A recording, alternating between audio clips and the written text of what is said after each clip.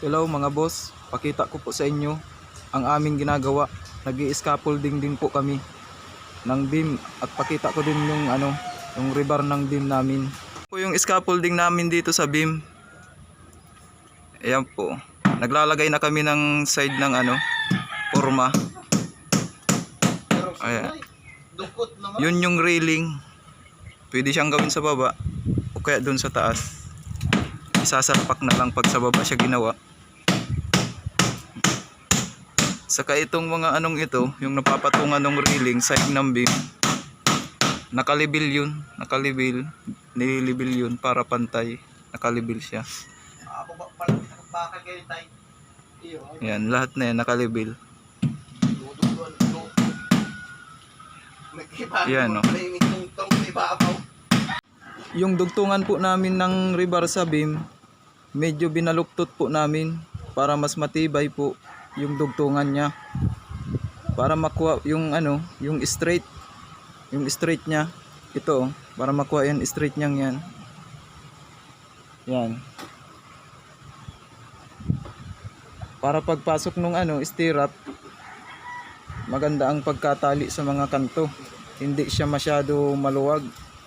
Kahit po dito sa sa gitna mas maganda. Yan, kahit po baluktot. Ayan po. Ayan, binabaluktot lang po siya ng kaunti para makuha yung straight.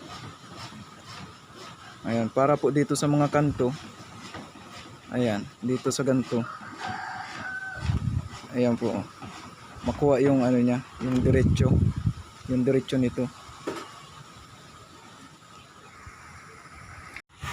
Ang forma po namin sa column at beam, ito pong pillow neck board. Mas maganda po itong pang forma kaysa dun sa ordinary. Kasi pag siya pinurma, pag binaklas, hindi pa sira nasisira. Kahit nakailang lipat na dun sa mga sa mga poste, pwede pa rin gamitin. Dito sa dito sa beam, magagamit pa namin sila. Mas maganda yan gamitin. Nakakatipid yung may-ari. Ito po yung railing namin sa sa beam, yung sahig. Ayan, paglalagay po niyan, tinatamsian dun sa kanto.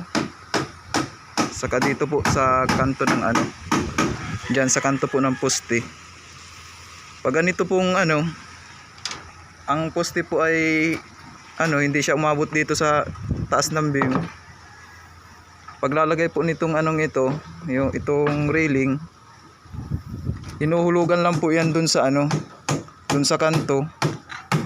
Saka dito sisinyalan lang, tapos pwede na siyang sukatin dun sa yun, pwede nang makuha yung haba nitong railing. Hinuhulugan lang po yan dyan para makuha. Ayan po, gaya po nitong mga kantong ito, hinulugan yan, nakuha na yung kanto nyan. Pag meron na siyang side na forma dito, pwede na din siyang formahan. Ito pong forma ng side ng beam. Yan po, pinapako lang po siya dun sa libiladong libiladong ilalim ng beam, dun sa railing, yung pinatungan nito. Saka dito sa tabi. Saka itong ibabaw, yung ibabaw na yan, papakuan din yan ng kahoy para hindi siya bumuka pag bumuhos.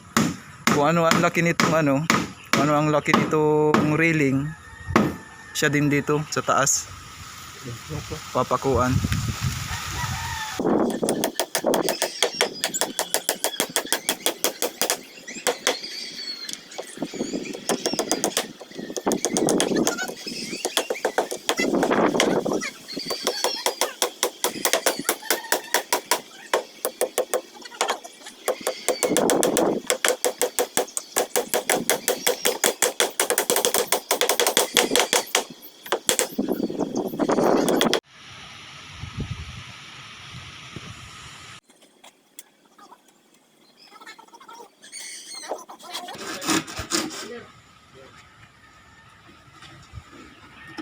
Turok mo sila pistalingan, sabi yung kay tunay kang